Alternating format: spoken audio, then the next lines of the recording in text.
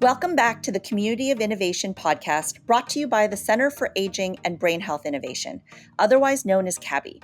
I'm Rosanne Aleong, Executive Director of Research, Innovation, and Translation at the Baycrest Academy for Research and Education, as well as the Director of Research, Innovation, and Translation at CABHI.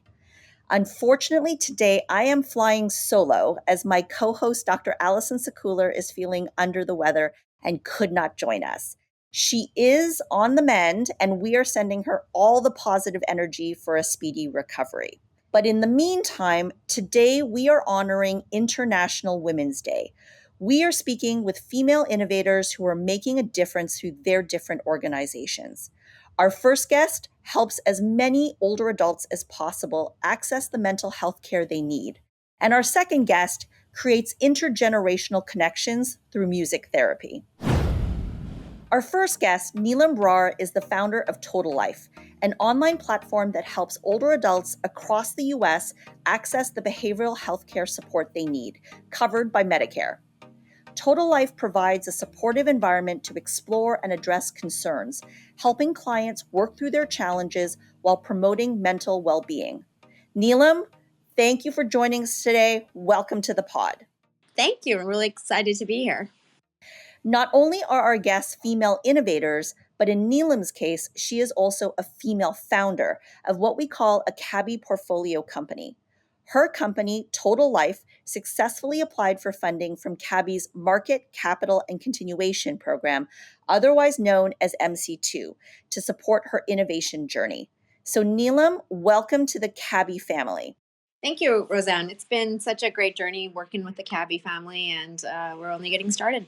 Neelam, to kick us off, can you share with our audience, what does your company TotalLife actually do? What's your elevator pitch? Yeah, absolutely. So TotalLife is a preventative health platform designed to help mom and dad, grandpa, grandma live their best life post-retirement.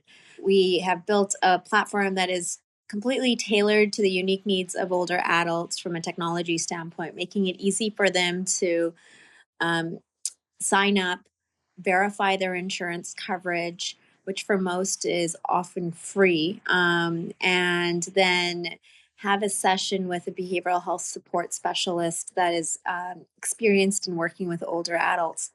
What happens next is magical. Our clients improve significantly on the PHQ-9 score, which is a general mental health assessment, and they improve quite significantly on their overall health. So TotalLife really has a massive impact on people's well-being, their happiness, their overall health, and it's generally a very positive outcome when somebody joins and does a few sessions. We are all about the magic, particularly on the podcast and at CABHI. And I love the motivation behind TotalLife. But maybe you can tell us a little bit about what inspired you to create TotalLife. I actually found myself living back with my mom and dad after having a very international career during COVID. And first few months were great, and everybody was really happy to be close together and navigating the challenges of COVID.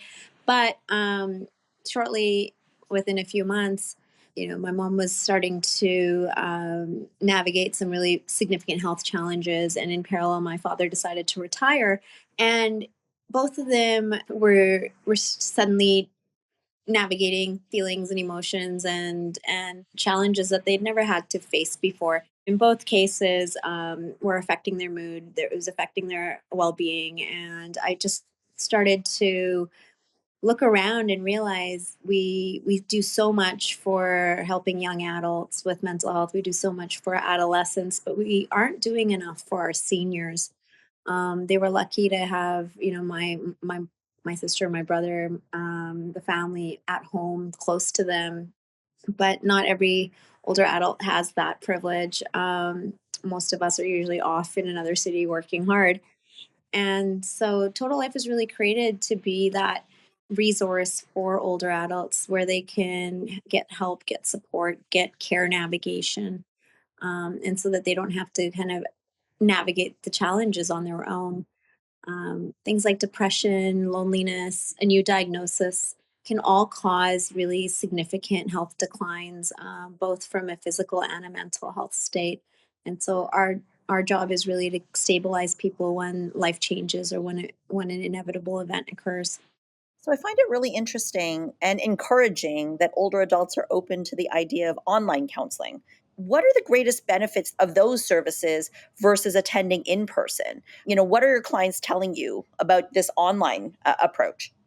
So online has now been proven to be as effective as in-person therapy. So from a efficacy point of view, you can have just as much positive results.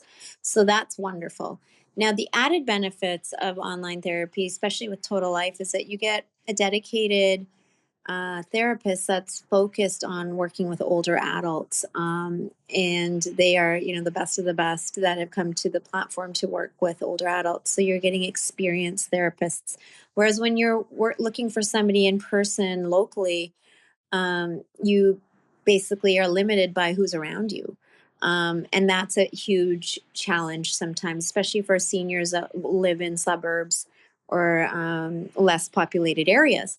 Now, the second opportunity and advantage is that, especially with older adults, sometimes access to transportation and access to your appointments becomes difficult. And whereas with online, you can literally be sitting on your couch and hit a button, and boom, you're in a session with someone. So that accessibility is extremely valuable and convenient. And then the third area that is worth mentioning here is that we at Total Life have worked really hard to be in network with Medicare, making it 100% covered for a lot of seniors that want to try therapy and see how it can help them improve their overall well being.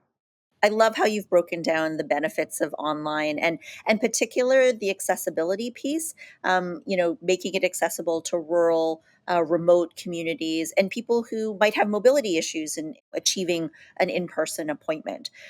You mentioned briefly like some of the ideas around mood or social isolation, but are there common threads or topics or concerns that your clients have been sharing with you? Obviously, respecting people's privacy, but have things come out?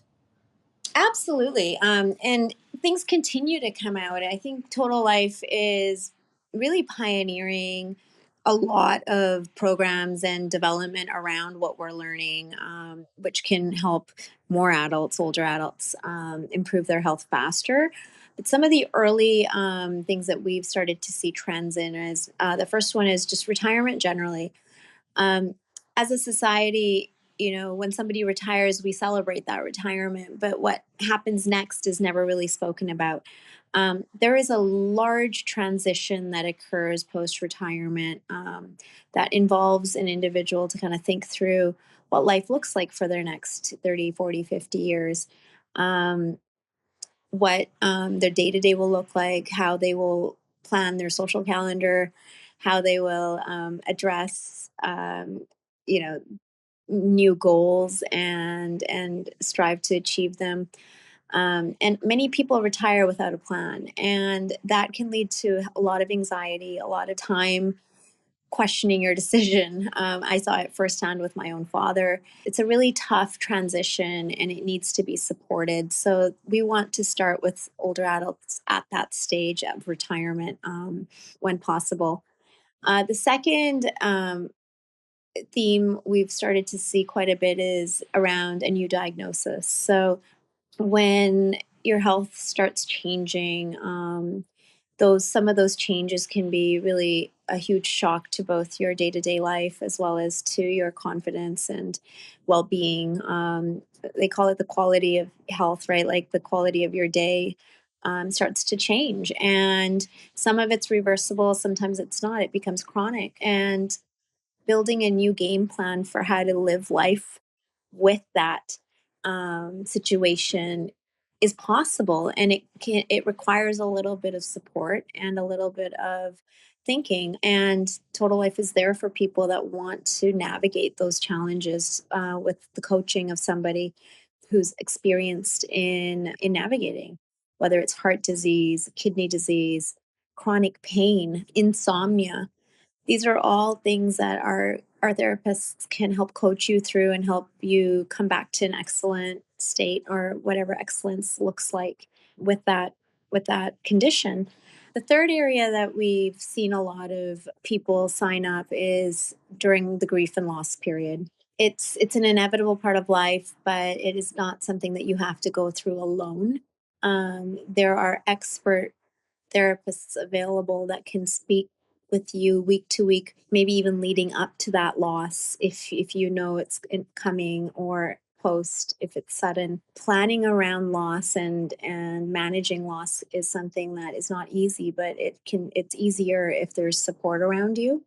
And we've seen a lot of people get support through the therapists on Total Life, and that's been highly valuable for them and their recovery and their ability to kind of reset life and reframe it for what it looks like going forward without your loved one.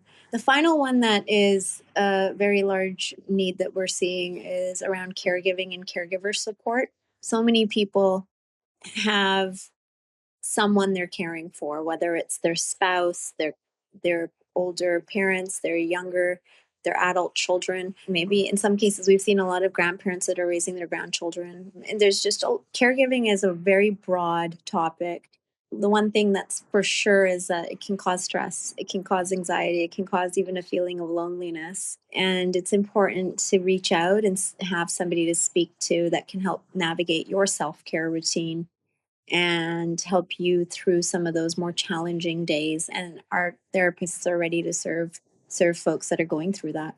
I mean, you talk a lot about just a large sense of change. I mean, whether that be a change of employment, a change of your health status, um, change in losing, members of your circle. And absolutely the caregiving. One of CABHI's innovation themes is around caregiver support, so that completely resonates with the CABHI vision in that particular way. I noticed, we've talked a little bit about that. This is for older adults, particularly, and I just wanted to get dive a little bit deeper about what was that that you're marketing pretty exclusively to older adults, and that particular market is the emphasis of Total Life. Can you share with us, why you really focused in on older adults? Because as you mentioned, there's a lot of individuals who do have mental health challenges more broadly, but what was your particular passion with older adults? I saw firsthand how difficult it was for my mom to navigate a bunch of health challenges related to surgeries and hospitalizations. And the system was really great at sending her dietitians and physical therapists, but nobody was really addressing her mental state. And she was becoming very isolated and depressed about just how weak she was feeling. And, the studies show that if you can actually support the provide mental support when someone is released from a surgery, a major surgery in a hospital, you can actually improve their quality of recovery and their speed to recovery. And so when I started to see statistics that really underlined how important mental health support was, I realized that there's a huge opportunity to help seniors live their best life that is really focused on the challenges they specifically face as they age. So age-related mental health issues that are, stemming from transitions, health challenges, and caregiving can be extremely unique for this population. I would also add that, isolation and loneliness has a very large impact on this population. And like there's a quote out there that says that isolation and loneliness is as equivalent as smoking 2 cigarettes a day on your health. Sorry, 2 packs of cigarettes, not just 2 cigarettes. So it's an extreme thing to be worried about if you see your grandparents or your mom and dad spending more time alone, not engaging, not socializing like they used to. It's not good for their health, and we really want to be able to help support and change those situations and improve them. And I think we've done a great job so far. So, what has surprised you so far in the Total Life journey? The biggest surprise has been just how positive and how open people are to sharing their journey with us. Mental health 10 years ago was something nobody wanted to talk about. In the last 10 years, it's become something that more people are comfortable speaking about. But in the older adult population, it's still not as openly spoken about. And that's changing. And I'm really happy that that's happening because I read recently a quote that really resonated with me, and it was showing a mother and a daughter walking, and it said, it's her first time living too. Right, and so easy to look at our parents and say, or our grandparents, and say like, "Oh, they know everything, and they had it easier. They know how to handle it better. My life is harder."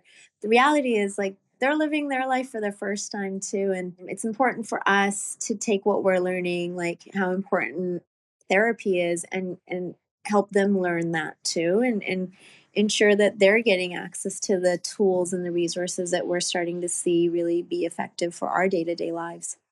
Amazing. That really does resonate with me because you're right.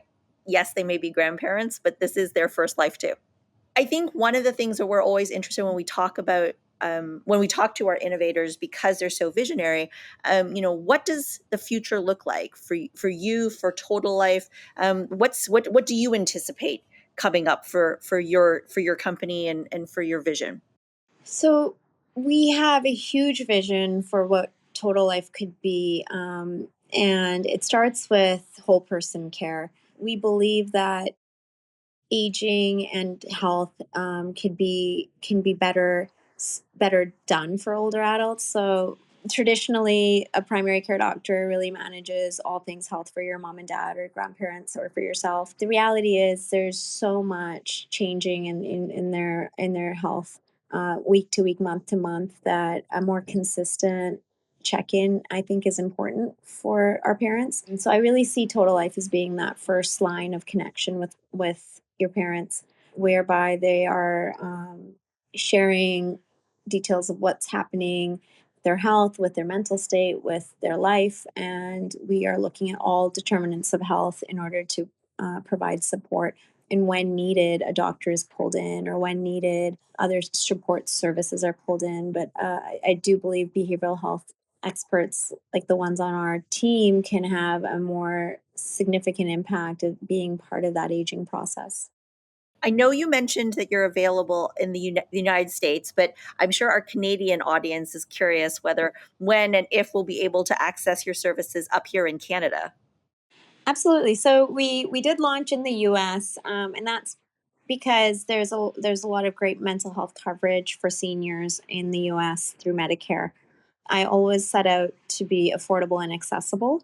And so I'm really working hard on figuring out how we can make mental health care affordable in Canada through insurance. And I know that different provinces are working on plans of making mental health included as part of the government health care. And when that starts to happen, we will be there to serve people. Amazing. So I mentioned at the top, we are honoring International Women's Day. And as one of our female founders, I wanted to just get your perspective on your journey as an innovator, a female founder.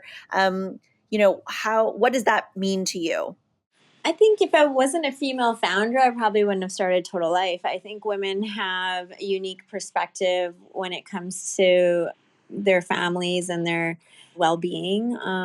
And I personally saw something that I didn't like in terms of how my family was, their health was being handled. And I picked it up and I wanted to change it. I think I know I do. I solve from the heart, and I think that's a unique characteristic about of women. With We have empathy, we have the ability to kind of think about the implications. And I like to say, like, women are triple bottom line oriented, right? They not only think about profits, but also how it will impact the community, how it will improve the well-being of others. And Total Life is an example of that. Like, we're fully mission driven. Most of our therapists are women, so we offer flexible work schedules. We make it very easy for them to do their careers, but also manage to their other priorities. We also have a high percentage of female clients. And it's interesting because it's those clients that then bring their husbands in, right? They're looking out for the other person's care as well. So I do think Total Life is very much by women for women to kind of manage care of their families. I love that. If we had a young female innovator or hope to be innovator listening to us, as a female founder, what advice would you want to give to a young girl who is looking to break into the innovation space? Sky's the limit. I say this to my niece all the time. I'm like, if you can dream it, you can build it. And today, more so than even when I was younger, there's nothing, no challenge that's too big that they can't solve. There's so many more resources at their fingertips. It's an exciting time to be young, hungry, and curious. And so I would really encourage any young innovator to like get out there and do things. Go work with an entrepreneur. Go work with a startup. Come join us. There's so much to do. Amazing. I think one of the things that we're mindful of is we want to inspire more innovators to come into the sector, whether they are regardless of where they come from. But I love the fact that we're hopefully going to inspire young female innovators with this episode.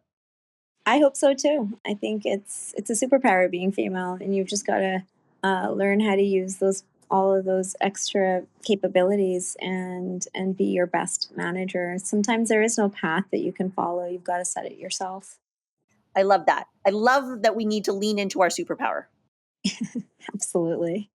So if our listeners want to learn more about Total Life, Neelam, where should they go? Please visit us online at www.totallife.com. There's a form to get started there. So if you know anyone that could use the support of a trained therapist, you don't have to call it therapy. You can call it life coaching, whatever you call it, as long as it is something that they're interested in trying. Definitely fill it out. The form is one way to sign up, and another way is by calling the 1-800 number. It's 1-800-567-LIFE. That's 1-800-567-5433. Those are both great ways. And of course, you can also email info@totallife.com if you'd like to discuss further. We will absolutely put all of that contact information on our website so our listeners can absolutely know how to get in touch with you and your team at Total Life. But Neelam, thank you so much for joining us today and for sharing your journey. Thank you so much. This was an absolute pleasure. Happy Women's Day. Our second guest is Dr. Kate Dupuis. She is the Schlegel Innovation Leader in Arts and Aging at Sheridan College and is affiliated with the Schlegel UW Research Institute for Aging. Kate is a clinician scientist whose work lies at the intersection of arts, health, and aging. And in her research, she seeks to understand how arts participation can benefit all domains of health and well-being and explores how to encourage and support creativity and self-expression across the lifespan. So, Kate, welcome to the pod. Thank you so much for having me. I'm really delighted to be here to talk about this today. Not only are today's guests female innovators, they are also ambassadors of different CABHI funding programs. Kate is supported by CABHI's Spark program, which provides funding to point-of-care staff and researchers to help them develop, test, and implement new innovative ideas in aging and brain health. So, Kate, welcome to the CABHI Spark family. Thank you. I'm delighted to be here. So let us begin, Kate, by you telling us and maybe describing a little bit your Spark-supported intergenerational music therapy jamboree program and its goals. Thank you. Yes, so it's a bit of a mouthful, so I'll probably just refer to it going forward as the Jamboree. So this is a music therapy program that was developed in partnership by a director of recreation and a music therapist at a long-term care home in Guelph in 2017. And the program was purposely developed because the team members felt that there just weren't enough intergenerational opportunities for their residents at the home. So it began as a small program, just a few children from the local community coming in to engage in purposeful music making with some of the residents at the home. And here we are 7 years later, and we've been able to continue funding this program. We've done really good evaluation of the program, so we now have evidence to support its usefulness for everyone involved. And the program continues to be offered at multiple sites across Ontario, most recently thanks to our CABHI Spark grant. So you mentioned the recreational therapist and the music therapist getting together and creating this program. Was there a particular inspiring story that led them to do this? Well, the music therapist actually had for many years worked with the kinder music program. So prior to coming to that long term care home, she had seen the incredible benefits of music for children. And of course, working with an older population, she had seen the incredible benefits of music therapy for her older residents and literally thought, well, what if we combine the two age groups? And brought some little kids as well into the community. Sometimes long term care homes can seem like we don't really know what goes on in there. So it is also a really important part of demystifying and destigmatizing a long-term care home. Long-term care is a home like any other type of home. There's lots of folks who live in there, lots of different, ideas and preferences. And so it was just a really great opportunity as well to invite community members into the home to engage on a week-to-week basis with the residents who were actually called the adopted grand friends of the children. Oh, I absolutely love that. I absolutely love that. Adopted grandfriends. It's a great term. I can't take credit, but the music therapist came up with it. And it really does speak to it. One of the things that was incredible to see right at the beginning of the pandemic was a child who had been in the program actually her parents posted an image of her to a social media site with holding a little sign that said, "I miss you, Grandpa so and so," because she was so used to going into the village and seeing her grandfriends on a weekly basis and, couldn't right at that moment for safety. But the family really thought they wanted to share this message with the resident and the staff. And to me, it really spoke to the importance of this program and why we must continue this type of opportunity for our residents. That's a beautiful example of like 1 + 1 equals, not even going to say three, it's probably like 1 + 1 equals 100 in that particular instance. Yeah, it was really heartwarming. Let's shift to the concept behind Jamboree. In addition to International Women's Day, we're also celebrating Music Therapy Awareness Month in March. So maybe you can talk to us a little bit about the role that music plays in making this program the success that it is, and how music forms these connections between our little ones and our older adults. Absolutely. So I've been so lucky to work with many, many music therapists now over the last few years. I myself am a psychologist, but I have been working closely with this other clinical profession, and it's been a really wonderful experience. And what great timing that, as you said, March is also Music Therapy Awareness Month. So it's really wonderful that you've had me on here today to speak about this music therapy program. So, what we're seeing with the Jamboree is that this is a very purposeful program. This is not a drop in program for our older adults. Each resident who's included in the Jamboree, or each older individual, it doesn't necessarily have to be a resident, they have been assessed by a music therapist to determine their particular musical needs, to think about goals of the therapeutic intervention. This is typically done over 8 weeks, so it's a weekly 1 hour program.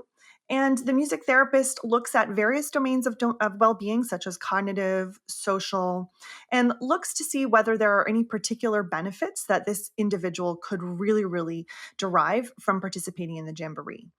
The interesting thing about Jamboree, and I've witnessed it in many different sites now, is this is not a children's based music program. So the music that we listen to is really tailored to the older individuals, their preferences, their likes, their dislikes. We don't play certain music for certain types of residents.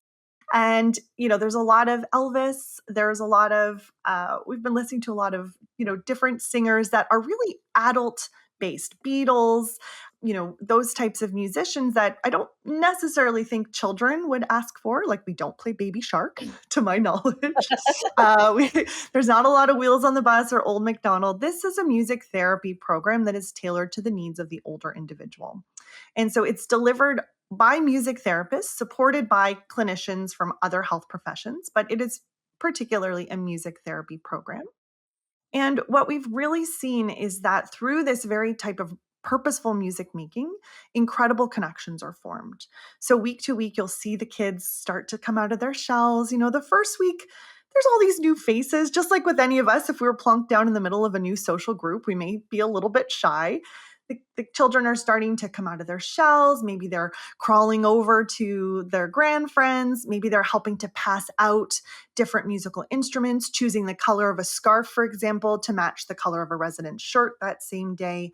And so through the music program, through the set list, if you will, that the music therapist has chosen, the children and the older individuals are really working together to create this musical soundscape. Amazing. And I go with the idea that you're never too young to expose a child to the Beatles. Absolutely not. No, Yellow Submarine is a big hit for all ages. So, I mean, I want to dig a little bit deeper in the sense of just out of my personal curiosity, what does a session look like when you say a musical soundscape? How are the younger participants and the older adults interacting? Are they creating music together? Are they appreciating music together? What does that actually a day in the life look like? Mhm. So it's a little bit of both. We have actually created, with the help of our music therapist team, we've created these intergenerational jamboree kits. So they're standardized kits of instruments such as drums and shakers. We also have different types of supplies. We call them props. So, for example, beach balls, bubbles, scarves. Scarves are very popular with all age groups. That are brightly colored and you can wave back and forth easily. And so, what each session looks like is there's typically brightly colored foam mats that are placed on the floor so that the children, who are typically quite young, usually not yet in school, some of them are so tiny that they're just infants, so they can't roll away. So, they're just put right down on the mats. The mats are arranged in the middle of a circle. The residents and any care partners or other staff are arranged sort of in a semicircle around them. And the music therapist has space to move around freely in that area. The music therapist begins typically with a welcome song. Everyone is wearing a name tag, so it's really easy to see who's who in the group. And the welcome song typically integrates the names of each of the participants, so the children, the adults who are accompanying them, as well as the older individuals. Then there's typically a set list of different songs that have been chosen, as I mentioned, with the residents' needs in mind. There are times where instruments are used. So, for example, the drums will come out. There will be shakers that are used. We'll shake up high, we'll shake down low. Then maybe we'll do a song where we sway, and that will be when we have scarves that are coming out. There may be songs that integrate the term bubbles, and that's when the bubbles come out. The beach ball is really popular, especially if you have crawlers and you need to keep them occupied on the mat. You sort of pass the beach ball around in the middle of the mat. And, I am going to admit sometimes it gets a little chaotic depending on the age of the children. Not all toddlers want to sit still for the whole time. So, the originator of the program, my music therapist colleague, Kathy Lepp, she says, these are sessions for an hour. That's what we put on the activity calendar. We try and end it when everybody's still happy. I was about to say it's a happy Sometimes chaos, a happy chaos. very happy chaos. And so, as we're nearing the end, the shakers and the scarves and the drums are being collected. The music therapist usually will play a few wind down songs and then a goodbye song, where again we say and wave goodbye to all of the participants, typically using their first names or their preferred names to ensure that everyone feels like not only have they been welcomed into the music making circle, but now they're being, said goodbye to. And the song, typically every music therapist is different. The song will typically say something like, "We'll see you next time," or "We'll see you next week." So we're already getting people excited to anticipate the next time that we're gathering. And while I have painted sort of the visual of this group of chosen folks, what often happens, as well as you can imagine, is there's a lot of people on the outskirts of this semicircle who are watching. So we have staff who are coming back and, oh my gosh, the babies are here. They're poking their head in. We have other residents who maybe aren't the ones that have been chosen by the music therapist to participate in the program. But of course, we would never turn anyone away. So oftentimes there will be other residents watching. Sometimes we'll have family and friend care partners who have come in for a visit. Oh, and they stop and say, "What's going on here? What an amazing thing to be happening." So we actually had one of our music therapists who wrote to me and said, "I have a bit of a good problem. There's so many people watching." It's becoming a really, really popular and very busy space. So we ended up working together to actually enlarge the circle to make sure everyone who was participating purposely in the program felt comfortable and like they were really getting that close-knit connection, even though there were a lot of other people around who wanted to also be observing the experience. I mean, I love the fact that it's turning into a positive energy experience, not only for the active participants, but for, other individuals, whether it be visitors, care staff, and what have you. I think you mentioned already the pandemic with that amazing story about one of your young participants, doing a shout out to their grandfriend. And I think there's been a lot of discussion about, the importance of intergenerational connections, demystifying and destigmatizing aging. But is there a particular, I guess, special magic associated with that intergenerational connection, Kate? I think most people can't help but smile often when they see children. So I'm just curious from your psychologist perspective, what's really special about that intergenerational connection? Absolutely. The Jamboree was based on existing research suggesting the key importance of these types of intergenerational connections. So we've never tried to set out to prove that these connections are real or important. We can see them ourselves, as you've said. What we really wanted to do was to help bring more young children into these spaces with older individuals. And as you've said, sort of demystify, destigmatize this. These are older individuals, many of whom are living with dementia. They may be experiencing some personal expressions during their day. And we wanted to help, make sure that they're getting access to high quality music therapy because that can be so beneficial for individuals. But also it's an incredible way of communicating with others. And, for some folks for whom maybe spoken language is not as strong anymore, they're able to communicate with sounds, with their bodies, with their shakers. They may tap a few times on the drum before, becoming a little bit more sleepy and needing to take a rest, but they're still engaged. The other thing too is, with the changing demographics, we have a lot of folks who perhaps their kids are not having kids or they're having kids later. So maybe they don't have as much access to younger children in their lives. I think of myself, my kids' grandparents. My parents are, a few hundred kilometers away, so they don't actually see them in person as often. They see them a lot on FaceTime, so on the screen, but in person, it's really just, a handful of times a year. And so we also know that this type of intergenerational music therapy programming is an incredible experience for maybe parents of young children who want to give their kids those social connections as well. So, we call them our grand friends because they really, over the course of those 2 months together, they really do form these incredible bonds. You can think of a small baby who comes to us at 4 or 5 months.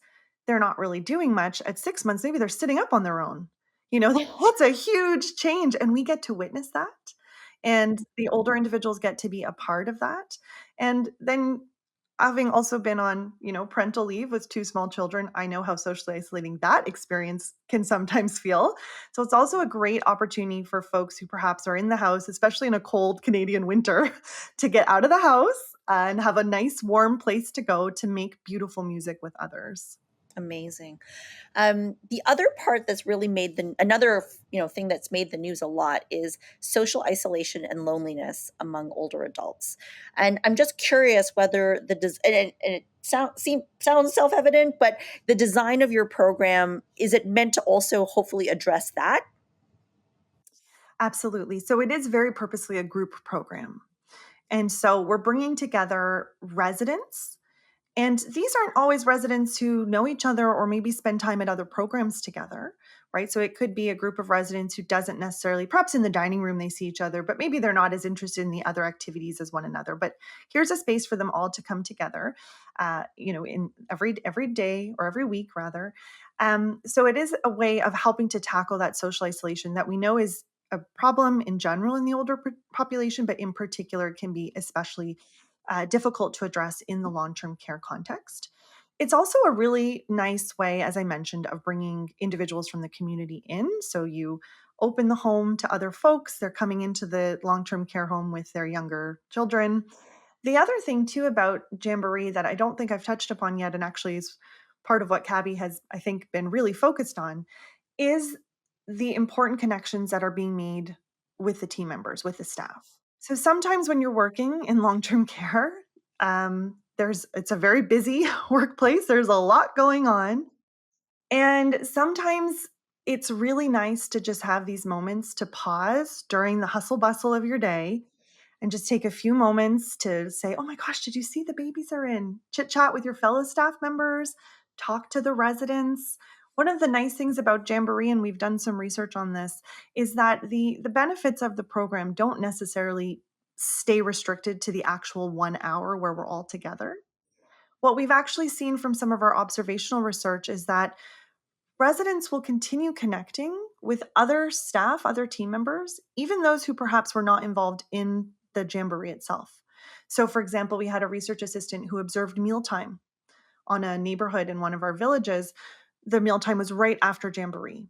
And they observed that one of the residents who'd participated in Jamboree was now having these really fun conversations with their dietary aide around the experience that they'd just had. So now instead of coming to the dining room and maybe being a little bit more quiet while you're going through mealtime, there's a very specific topic of conversation that this duo can engage in. And so that is really helpful for breaking down those social barriers, for reinforcing those social connections, even once the actual music therapy session has ended. And we love to think of, as you mentioned before, like the spread of this. It can't help but put a smile on your face. Now your mealtime experience was a little bit nicer. Maybe your tummy's really full. You're going to have a really good nap. And then in the afternoon, you're going to wake up feeling refreshed. You're going to go to another program and really engage because you've had such a great morning and early afternoon. So there are potential benefits for our residents and also for our staff, our team members, when it comes to domains of well-being, but in particular, as you've mentioned, when it comes to that social domain. I love that amplification effect that you've kind of discussed, that it isn't just that 1 hour, that you can see a lot of downstream effects. I guess I don't know if that was a surprise for you, but I'm going to ask, what else has surprised you with Jamboree? Well, I think what has surprised us is the benefits, not only, of course, as we had anticipated for the residents and the team members, the staff who are running the program, and the children, but for other staff in the home, and then for the family members who are accompanying the kids. So we actually created surveys that we sent out not only to the staff who are running the program, the music therapist, any of the folks working in recreation who are supporting, but we said, hey, are you on this unit? Are you on this neighborhood Thursday mornings between 9 and 12? We'd love to hear from you. And so we've had responses from numerous folks within the homes, folks working in maintenance, dietary, nursing, some of our PSWs, and they're actually speaking to the benefits of observing or even just listening to Jamboree during their regular workday. And we all know in the long-term care space in particular, we really need to focus on the health and well-being of our team members, of our staff. We must focus on that in order to try and retain the incredible healthcare heroes that we do have.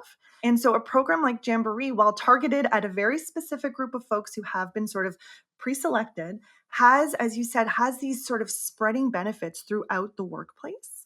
And, I like to think of maybe a team member goes home that night and their partner says, how was work today? And they say, well, actually, something totally new and different happened today. A bunch of babies just arrived, or they might say, well, this one resident I've been working with, we've been having, they really haven't been eating very well, but they went to this program today and then they had their whole lunch and they were chit-chatting with me the whole time. And it was such a wonderful mealtime experience.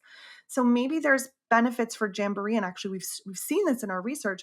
There are benefits for Jamboree not only for those folks directly involved in either the implementation of the program or in participation of the program, but also the other folks working in the space.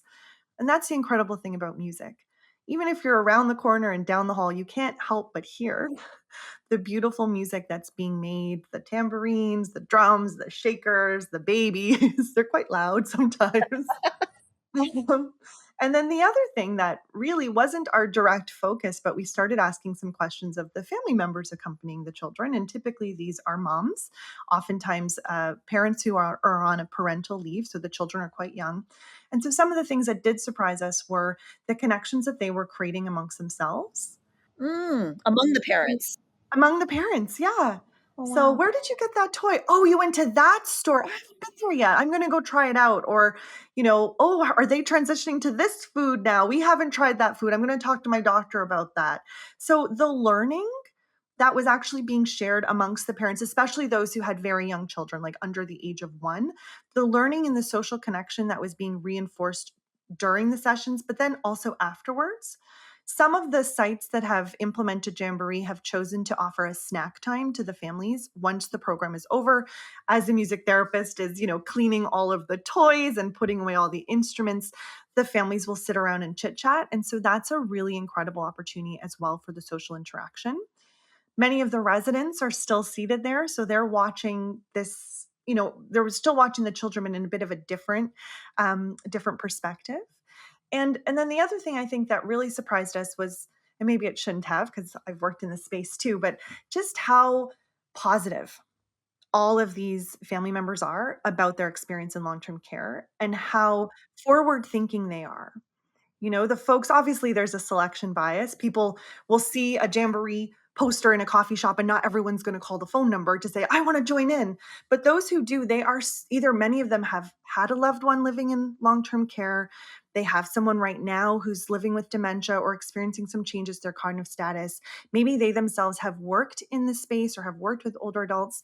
And sometimes they just really value those intergenerational connections, and they want that for themselves and also for their child. And so that piece of it has honestly just been so incredibly beautiful to see.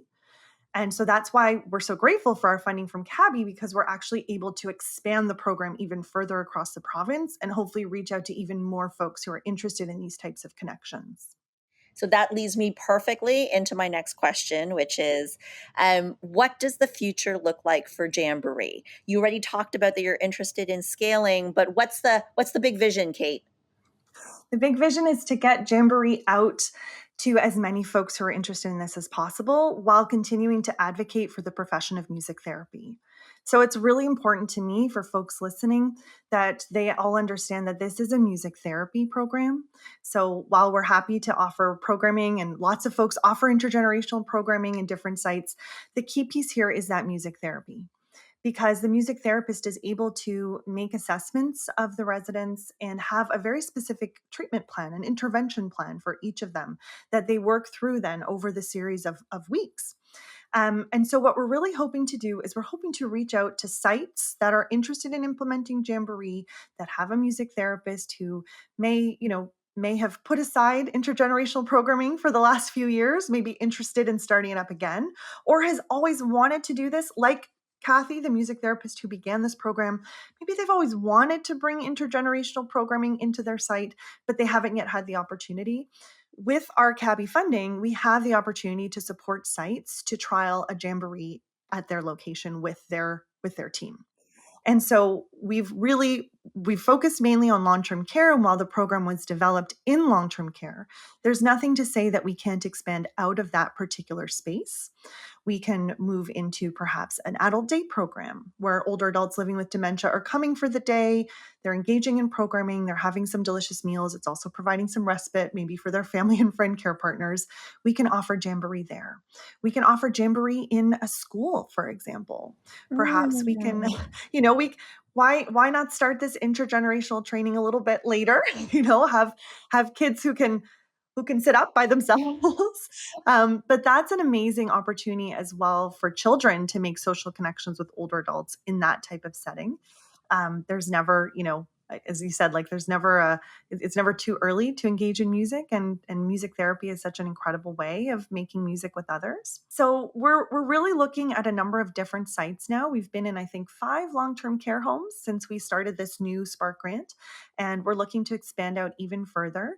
We have a few conference presentations coming up where we'll be talking about our Jamboree program with other music therapists, so hoping that a number of them will come on board. We actually got I don't know what it's called, I guess a cold email instead of a cold call the other day from someone, and it sort of worked its way through the organization, email to this person, and it finally came to me and they said, I was Googling and I found this intergenerational Jamboree guide online. We'd love to know more. And I said, well, let's talk. So we absolutely hope to be able to spread this out to multiple sites across the province. And of course, the aim with our grant is to support an organization to implement Jamboree, but the dream for us is really for it to become sustainable. So, while we have the knowledge and the support and the funds to offer that first 8 weeks of programming, what we'd love is for folks to see the benefits for everyone involved and then to continue that type of programming going forward. So I mentioned that we are honoring International Women's Day, and we are absolutely proud to say at CABHI that 83% of our Spark-funded projects are led by women. And as one of our female innovators, we wanted to talk to you about what does being a female innovator mean to you? And as part of International Women's Day, if we have young girls and women listening and they are interested in innovation, what advice would you give them if they wanted to be an innovator like you, Kate? When I think of being a female innovator, I actually think of all the incredible female mentors I've had. So, all throughout my undergraduate and graduate career, I have had many, many women supervisors who have sort of shepherded me through my training. Even when I was at Baycrest as a postdoc, I had women mentors, one of whom I still stay in touch with to this day. And so, what I've been able to do then is actually look and see how women are supporting one another. This particular program, I honestly stumbled across the Jamboree by reading a Facebook post about it. So this program already existed before I came along. So although I was able to lend my research and evaluation skills, my, ability to do some knowledge mobilization, to write grants, to get funding to this existing program, you know, I could only innovate because of Carrie Perkins and Kathy Lepp, who had innovated before me and actually created the program. So I am just so grateful for all of the different sort of women who have been part of this experience with me. I guess what being a female innovator means to me, in particular in the academic context, I'd say, and working in long term care, so many of the folks that I work with are women. And so for me as a psychologist, thinking about the health and well-being, in particular the mental health and well-being of, our healthcare workforce right now, it's really important for me that I'm able to secure funding, like I've received from CABHI, to be able to continue spreading this type of work. Because we know how incredibly powerful music and music therapy can be. And I think my job is really quite a dream, to be honest. I get to just sit around and watch music therapists offering this incredible program to people. But what it means for me as a female innovator is I can help spread the word. I can help to secure funding. Frontline healthcare workers don't often have a lot of time to write grants. So that's what I can do. I can help to build up the work that other folks are doing, in particular, other women, and really help to spread that. Although this is not a CABHI Spark funded program, I'll speak to some other work I'm doing with a nonprofit organization whose executive director is also a woman. We've secured a huge multi-year grant from the Canadian government to continue offering music in long-term care. These are concerts, not music therapy. But working and learning from her is just an incredible opportunity. So I think for me, it's really about learning from others, being open to sharing what I've learned with others. And so that really speaks to the next part of your question, which is if we have young girls and women who are listening, what would we do? I mean, I would say reach out to folks. You never know what's going to happen if you send someone an email. The worst thing that can happen is they just don't respond. But reach out and say, I'm interested in this topic, or I heard you speak, or I'd love to learn more.